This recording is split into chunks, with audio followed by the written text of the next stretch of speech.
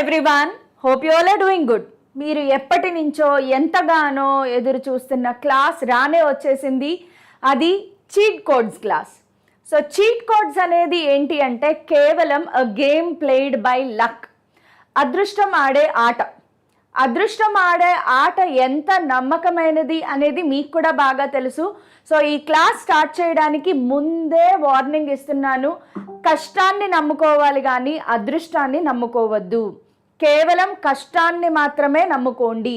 మీరు ఇంతవరకు ఏదైతే ప్రాక్టీస్ చేశారో, ఏదైతే హార్డ్ వర్క్ చేశారో దాన్ని నమ్ముకోండి కానీ చీట్ కోడ్స్ని నమ్ముకోవద్దు. మరి ఈ క్లాస్ ఎందుకు చేస్తున్నారు మేడం? అలాంటప్పుడు ఎందుకు చేస్తున్నాను అంటే అవకాశం ఉన్నప్పుడు వాడుకోవాలి కదా.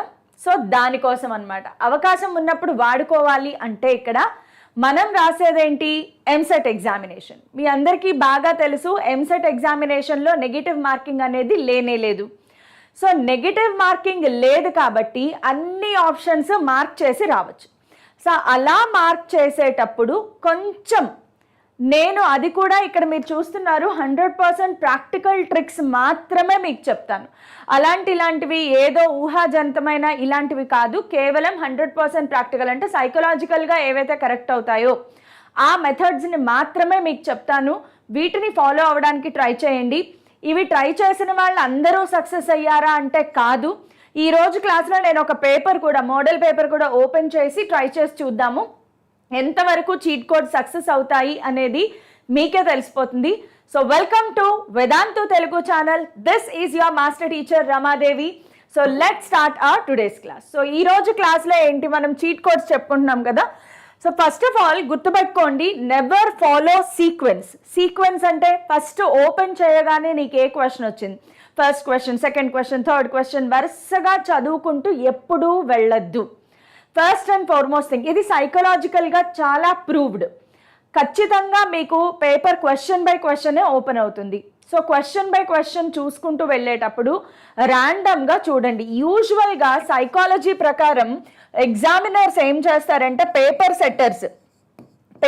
సెట్టింగ్ ఉంటుంది కదా. సో పేపర్ సెట్టర్స్ ఏంటంటే స్టూడెంట్ సైకాలజీ మీద కాన్సన్ట్రేట్ చేస్తారు. నంబర్ ఆఫ్ క్వశ్చన్స్ ఎవరైనా ఆన్సర్ చేయగలరు, బాగా గట్టిగా ప్రిపేర్ అయితే అందరూ ఆన్సర్ చేస్తారు. కానీ ఒక్కొక్కసారి మీరు వినే ఉంటారు, తెలిసిన ఆన్సర్, బాగా తెలిసిన క్వశ్చన్ కూడా తప్పు ఆన్సర్ పెట్టేసి వచ్చేస్తాం ఎగ్జామ్ హాల్లోంచి. అంత స్ట్రెస్, అంత టెన్షన్లో స్టూడెంట్ ఉంటాడు. సో ఆ సైకాలజీని ఎఫెక్ట్ చేయడానికి యూజువల్గా ఫస్ట్ 10 క్వశ్చన్స్ అలాగే లాస్ట్ 10 క్వశ్చన్స్ ఇవి టఫ్గా ఇస్తారు. ఇవి యూజువల్గా టఫెస్ట్ క్వశ్చన్స్ ఉంటాయి. First 10 questions, last 10 questions. So వీలైనంత వరకు మధ్యలో అక్కడక్కడ మీరు ఐడెంటిఫై చేయగలిగే క్వశ్చన్స్ని ఫస్ట్ చూసుకోండి. అక్కడ ఏం జరుగుతుంది అంటే సైకలాజికల్గా మీరు కొంత రిలాక్స్ అవుతారు. ఫస్ట్ 10 క్వశ్చన్స్ టఫ్గా కనిపించాయి. లాస్ట్ యూజువల్గా చాలా మందికి ఉండే అలవాటు ఏంటంటే ఐదర్ ఫస్ట్ నుంచి స్టార్ట్ చేస్తారు లేదా కొంతమంది లాస్ట్ నుంచి స్టార్ట్ చేస్తారు. కానీ ఈసారి వెరైటీగా మీరేం చేస్తారు, సమ్వేర్ మిడిల్ నుంచి స్టార్ట్ చేయండి. అక్కడక్కడ ర్యాండమ్గా క్వశ్చన్స్ చూడండి. దీనివల్ల మీరు ఐడెంటిఫై చేయగలుగుతారు. ఫస్ట్ ఆఫ్ ఆల్ ఓకే, ఈ క్వశ్చన్స్కి ఆన్సర్ నాకు తెలుసు, అమ్మయ్య పేపర్ కొంచెం ఈజీగానే ఉంది అనే ఒక కామ్నెస్ అనేది మీలో క్రియేట్ అవుతుంది. సో ఫస్ట్ థింగ్ ఏం చేస్తారమ్మా, ర్యాండమ్గా చూడండి. Do not follow the sequence. అయితే మీ టైంని 3 స్టేజెస్లో డివైడ్ చేసుకోండి. First stage, first 45 minutes, next 45 minutes, next 90 minutes. మీకు తెలుసు కదా, మనం టోటల్ 180 మినిట్స్ ఎగ్జామ్ రాస్తాము. ఫస్ట్ 45 మినిట్స్లో వెరీ ఈజీ టు అటెంప్ట్, అంటే నీకు ఈజీగా అటెంప్ట్ అయిపోతున్నాయి, నాకు ఇవన్నీ వచ్చు అన్నవన్నీ ఈజీగా టక్క అటెంప్ట్ చేసుకుంటూ వెళ్ళిపోండి. యూజువల్గా మనం ఏం లెక్క వేసుకుంటామంటే 1 మినిట్కి ఒక క్వశ్చన్ ఆన్సర్ చేస్తాను అనే లెక్కలో ఉంటాము. బట్ నో, నార్మల్గా బాగా ఈజీగా ఉండేవి కొన్ని థియరిటికల్ క్వశ్చన్స్ ఉంటాయి, కాన్సెప్చువల్ క్వశ్చన్స్ ఉంటాయి, కొన్ని మెమరీ బేస్డ్ క్వశ్చన్స్ ఉంటాయి, చూడగానే ఐడెంటిఫై చేయగలిగేవి ఉంటాయి. సో ఇలాంటి క్వశ్చన్స్ చేసేటప్పుడు యూజువల్గా లెస్ దాన్ అ మినిట్, ఒక 30 సెకండ్స్ 20 సెకండ్స్ లోపే మనం క్వశ్చన్ ఆన్సర్ చేసేస్తాం. సో అలాంటి క్వశ్చన్స్ టక్క చేసుకుంటూ వెళ్ళిపోండి. అది stage 1. First 45 minutes maths, chemistry, physics ఎలాంటి సబ్జెక్ట్తో సంబంధం లేదు. ఎందులో వస్తే అందులో ర్యాండమ్గా టక్ టక్ టక్ మీకు వచ్చినవన్నీ మార్క్ చేసుకుంటూ వెళ్ళిపోండి. అది స్టేజ్ 1. 45 minutes అయిపోయిన తర్వాత నెక్స్ట్ 45 minutes ఏంటి అంటే కొన్ని లెందీ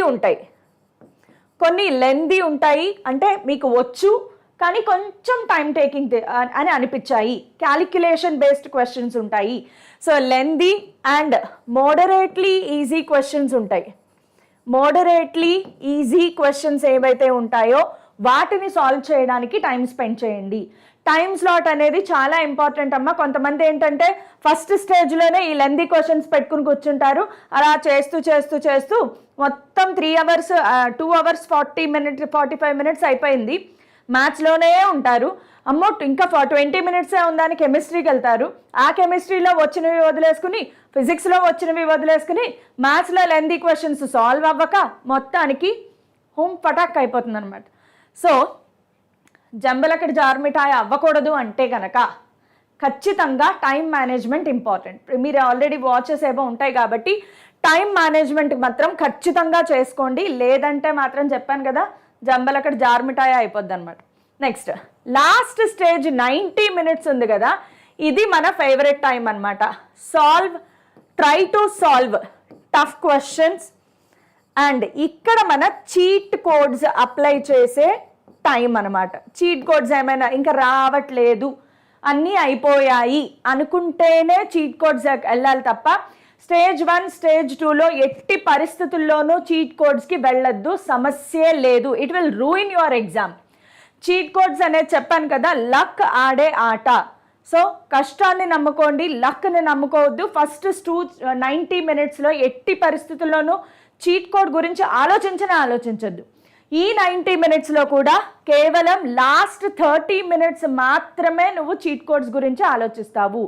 ఇది మాత్రం మైండ్లో పక్కాగా ఫిక్స్ చేసుకోండి. మళ్ళీ చెప్పలేదని అనుకోవద్దు, చాలా important. Okay, next first method అయిపోయిందా? నెక్స్ట్ మెథడ్ చూడండి, ఆప్షన్ ఎలిమినేషన్ మెథడ్. 100%లో మోస్ట్లీ 90% వర్కౌట్ అయ్యే మెథడ్ ఏదైనా ఉంది అంటే option elimination method. So option elimination మెథడ్లో ఫస్ట్ థింగ్ ఏంటి అంటే identify the odd one out. అన్నిట్లోనూ ఒకటి ఏదో కొంచెం డిఫరెంట్గా కనిపిస్తూ ఉంటుంది, దానిని ఐడెంటిఫై చేయండి. అయితే remove the odd one out. యూజువల్గా ఆడ్గా ఉండేది ఆన్సర్ అవ్వదు యూజువల్గా. So remove the odd one out. Next do not eliminate the similar options. దగ్గరగా ఉండే ఆప్షన్స్ని ఎప్పుడూ ఎలిమినేట్ చేయొద్దు. మీరు పీవైక్యూ సెషన్స్ చేసేటప్పుడు కూడా చూశారు, ఒక్కొక్కసారి option A -600 degrees Celsius, option B 600 degrees Celsius, option C 300 degrees Celsius, option D 0 degrees Celsius. ఇందులో ఆడ్ వన్ అవుట్ ఎవరు అంటే ఇది. సో దీనిని ఎలిమినేట్ చేసేయండి. ఇప్పుడు మన ఆన్సర్ ఏ ఇద్దరి మధ్యలో ఉంటుంది అంటే either A or B. So సిని కూడా ఎలిమినేట్ చేయొచ్చు. సో ఇప్పుడు ఈ లక్ ఆడే ఆటలో మనం చెప్పలేము ఏ కరెక్ట్ అవుతుందా సి కరెక్ట్ అవుతుందా అనేది. యూజువల్గా ఉన్న సిమిలర్ ఆప్షన్స్లో చిన్న వాల్యూకి వెళ్ళడానికి ఇష్టపడండి. అంటే -600 degrees Celsius కరెక్ట్ అయ్యే ఛాన్సెస్ ఎక్కువ ఉన్నాయి. ఓకే, ఇది కేవలం గ్యాంబ్లింగ్ లాంటిది మాత్రమే. సో గుర్తుపెట్టుకోండి, అంచనా ప్రకారం మనం వేస్తాం. So first thing add one out eliminate చేసేయండి. నెక్స్ట్ సిమిలర్గా ఉండే వాటిని ఎప్పుడూ ఎలిమినేట్ చేయొద్దు, వాటిలోనే ఆన్సర్ ఉంటుంది. ఆ సిమిలర్గా ఉండే వాటిలో కూడా యూజువల్గా చిన్నదానికి ఆన్సర్ కరెక్ట్ అయ్యే ఛాన్సెస్ ఎక్కువ ఉన్నాయి. నెక్స్ట్ 60% ఆఫ్ ది ఆప్షన్స్లో మనకు కొన్ని ఉంటాయి, all of the above, same for all. So అన్నీ సేమ్గా ఉన్నాయి, all of the above, all A B and C. ఇలాంటి ఆప్షన్స్ ఏమైనా ఉంటే వాటికి వెళ్ళండి, బికాస్ మోస్ట్లీ అవి కరెక్ట్ అయ్యే ఛాన్సెస్ ఉన్నాయి. అది కూడా ఎంత 60% వర్కౌట్ అవుతుంది, మిగతా 40% చెప్పలేం. Next according to research mostly B option కానీ సి ఆప్షన్ కానీ కరెక్ట్ అయ్యే ఛాన్సెస్ అయితే ఉన్నాయి. So mostly B or C ఆప్షన్కి వెళ్ళొచ్చు మనకేం తెలియట్లేదు అన్నప్పుడు. Next choose the lengthiest answer. ఉన్న ఆప్షన్స్లో which of the following is correct incorrect వస్తాయి కదా. సో ఉన్న ఆప్షన్స్లో లెందియెస్ట్ ఆన్సర్ ఏదైనా ఉంటే అది మోస్ట్లీ కరెక్ట్ అవుతుంది కాబట్టి చూస్ the lengthiest answer. Next assertion reason type క్వశ్చన్స్కి వచ్చేటప్పటికి అసర్షన్ రీజన్ టైప్లో 70% ఆప్షన్ ఏనే కరెక్ట్ అవుతుంది. సో మిగతా 30% ఎక్కడో రేర్గా డి అవుతుంది. సో ఇక్కడ మీరు ఏంటంటే మీ గట్ ఫీలింగ్ని వాడాలి. సో ఏ డీలో ఏది కరెక్ట్ అయ్యే ఛాన్స్ ఉంది, కొంచెం మనకి ఏమైనా సబ్జెక్ట్ నాలెడ్జ్ వాడగలిగే కేపబిలిటీ ఉంటే వాడి చూడండి, బాగుంటుంది. ఓకే, సో ఇది. ఇలా కాకుండా ఇంకొక అనాలిసిస్ ఏంటి అంటే let us make an analysis ప్రకారం మనకి ABCD ఆప్షన్స్ ఉంటాయి, రైట్? ABCD ఆప్షన్స్లో A 40 bits, B 40 bits, C 40 bits, D 40 bits అనుకుందాం. నేను ప్రీవియస్ ఇయర్స్ రీసెర్చ్ చేసినప్పుడు కూడా దగ్గరగా అలాగే ఉన్నాయి. A 43, ఇది 39, 42 అలా అప్రాక్సిమేట్గా 40 ఉన్నాయి. సో అప్రాక్సిమేట్గా 40 ఉన్నప్పుడు after you finish your exam అంటే నువ్వు కష్టపడి నువ్వు ఆన్సర్లు చేసి ప్రాబ్లమ్స్ చేసి ఆన్సర్లు కొన్ని పెడతావు కదా, సో అవన్నీ పక్కకి వెళ్ళిపోతాయి కదా, వాటిని ఒకసారి అనాలిసిస్ చేయండి. నువ్వు రాసిన ఎగ్జామ్లో ఎక్కువగా బీలు ఆల్రెడీ పెట్టేసావు, నువ్వు పెట్టేసావు, అలాగే ఎక్కువగా డి ఆప్షన్స్ కూడా వచ్చేసాయి. Then go for A and C. So ఇదంతా కూడా ఆ రోజు జరిగిన ఎగ్జామ్లో నీకు వచ్చిన ఆన్సర్స్ మీద డిపెండ్ అవుతుంది, అలా కూడా వెళ్ళొచ్చు. Most of the answers BCA అయిపోయాయి, ఎక్కువగా BCA అయిపోయాయి, C ఎక్కువగా రాలేదు. ఆ రోజు నువ్వు రాసిన ఎగ్జామ్లో C నీకు ఎక్కువగా ఆన్సర్లు రాలేదు. సో మిగతా ఆప్షన్స్ అన్నీ C మార్క్ చేసుకుంటూ వెళ్ళిపోవచ్చు. లేదు A, B అండ్ C ఎక్కువగా వచ్చేసాయి, D చాలా తక్కువగా వచ్చింది, సో D ఆప్షన్లు పెట్టుకుంటూ వెళ్ళొచ్చు. సో ఆ రోజు ఎగ్జామ్ రాసిన దాన్ని బట్టి కూడా ట్రై చేయొచ్చు. అయితే ఇప్పుడు నేనేం చేస్తానంటే ఒక ఎగ్జాంపుల్ పేపర్ ఒకసారి ఓపెన్ చేసి చూద్దాము, అది ఎంతవరకు వర్కౌట్ అవుతుంది అనేది కూడా ఒకసారి చూద్దాం. సో ఎగ్జాంపుల్ పేపర్ నేను ఇక్కడ ఒకటి ఓపెన్ చేసి పెట్టాను. సో ఇదేంటంటే August 19 షిఫ్ట్ 1 2021, మీరు ఇక్కడ చూస్తున్నారు 2021 పేపర్ ఇది. సో ఈ పేపర్లో మనము అప్లై చేసి చూద్దాము, మీరే చూస్తారు చీట్ కోడ్స్ ఎంతవరకు వర్కౌట్ అవుతాయి అవ్వవు అనేది. సో మ్యాథ్స్లో కొన్ని, ఫిజిక్స్లో కొన్ని చూసుకుంటూ వెళ్దాం. ఫస్ట్ ఆఫ్ ఆల్ వీటన్నిటినీ చూస్తే ఈ రెండు కూడా ఆడ్ వన్ అవుట్, ఈ రెండు సిమిలర్లో కనిపిస్తున్నాయి. సో ఖచ్చితంగా ఆన్సర్ ఈ రెండిటి మధ్యలోనే ఉంటుంది. ఈ రెండిట్లో కూడా చిన్న నంబర్కి వెళ్ళమని చెప్పాను. -1 ఉంది చూసారా, +1 -1 అంటే ఇది చిన్నది కాబట్టి ఇది కరెక్ట్ ఆన్సర్ అయింది. సో ఇక్కడ చీట్ కోడ్ వర్కౌట్ అయ్యింది. ఓకే, ఇక్కడ చీట్ కోడ్ అనేది వర్కౌట్ అయ్యింది. నెక్స్ట్ ఇంకో క్వశ్చన్ చూడండి. ఇంకో క్వశ్చన్లో కూడా చూడండి, వీటన్నిటిలోనే ఇది ఆడ్ వన్ అవుట్, ఇది ఆడ్ వన్ అవుట్ కాబట్టి దీన్ని పక్కన పెట్టేసేయండి. నెక్స్ట్ ఈ రెండు కొంచెం సిమిలర్గా ఉన్నాయి కదా, దీంతో కంపేర్ చేస్తే ఈ రెండు సిమిలర్గా ఉన్నాయి. అయితే ఇక్కడ చీట్ కోడ్ వర్కౌట్ అవ్వలేదు, ఇది పెద్ద నెంబర్, ఇది చిన్న నెంబర్, ఇదే కరెక్ట్ అయింది. సో ఇలాంటివి జరుగుతూ ఉంటాయి కాబట్టి గుండె నిబ్రం చేసుకోవాలి మనము, తప్పదు. సో ఇక్కడ సిమిలర్గా ఉన్నవి ఈ రెండిట్లోనూ కూడా ఎక్స్ కరెక్ట్ అయింది. సో చూద్దాము ఇంకా ఏమైనా కరెక్ట్ అవుతాయా అవ్వవా అనేది. ఓకే, సో ఇలాగా ఏదో ఒక క్వశ్చన్ సెలెక్ట్ చేసుకుందాము. సో ఈ క్వశ్చన్ సెలెక్ట్ చేసుకుంటే దీనికి చీట్ కోడ్స్ మ్యాథ్స్ ఎనీవేస్.